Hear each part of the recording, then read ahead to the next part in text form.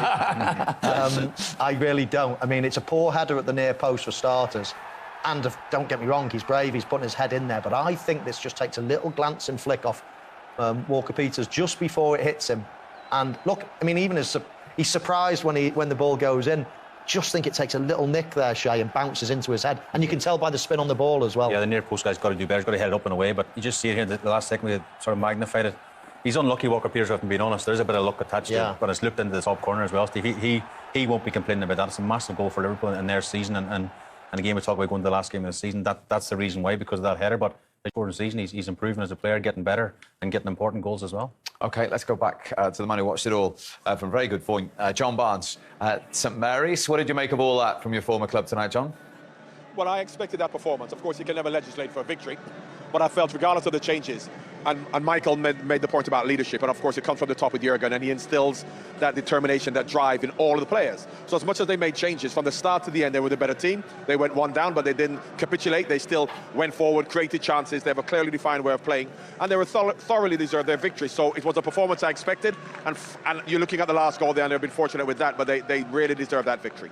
And we've talked about the character and the mentality. Even with all the changes tonight, when they do go a goal down, do you watch the game inside the stadium and you're not concerned? Do you expect the Liverpool reaction, whoever's playing? Well, we expect the reaction, and once again, you can't legislate for whether they're going to score or not, but we know they won't panic. They'll still create chances. They'll play with determination, intensity. They went a goal behind against Tottenham. They came back, and every time they've done it, even when they don't necessarily play well, they have a way of getting the job done. And today, and Michael said there are no excuses, and there aren't any excuses. Others may make excuses that, OK, he's made 9 changes, so that's an excuse. But he doesn't make excuses. The players don't make excuses. So, as I said, I can't speak highly enough of them because it's a difficult place to come and play. And you could forgive them with the games coming up for not winning tonight. But, as I said, Jurgen Klopp doesn't make excuses and those players don't. I just want to touch on the leadership point that Michael was making there. He's saying all great teams have done in abundance. You had the armband. You had big characters in your dressing room as well. How crucial is that in a situation like we've seen for Liverpool tonight?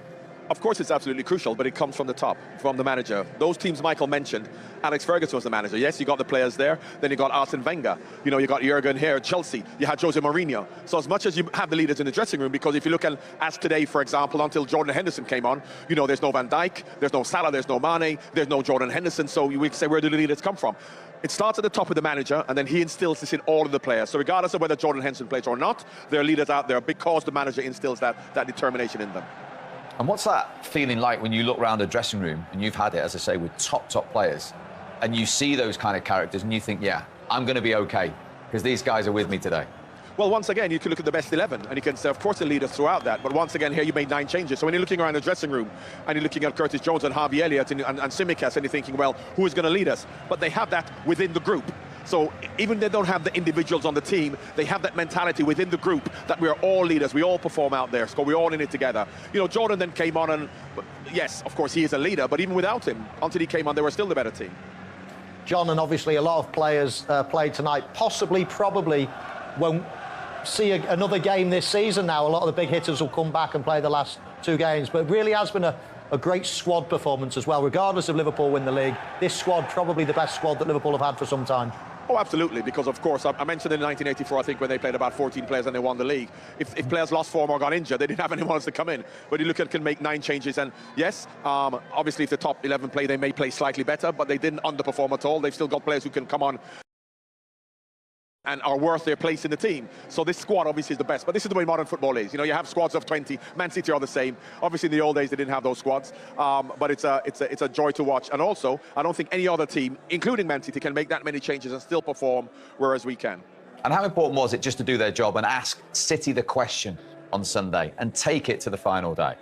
Well, of course, as James Milner says, all you can do is take care of what you're in control of. And they're in control of, you know, there's no point talking about Sunday if they didn't win tonight. There's no point talking about Sunday if they don't beat Wolves. So as much as we're going to talk about Man City slipping up, what they're concentrating on is they're getting the job done. And if City slip up, they slip up. If they don't slip up, there's nothing Liverpool can do about that. No, but we know you're a romantic. Come on, Steven Gerrard at the Etihad. It could be written in the stars. Unfortunately, they've got to play against Man City, and unfortunately, Steven's not playing. So, of course, it could be written in the stars, but I don't think that, you know, we're going to just rely on that to then say that it's definitely going to happen. Of course, we all hope it's going to happen.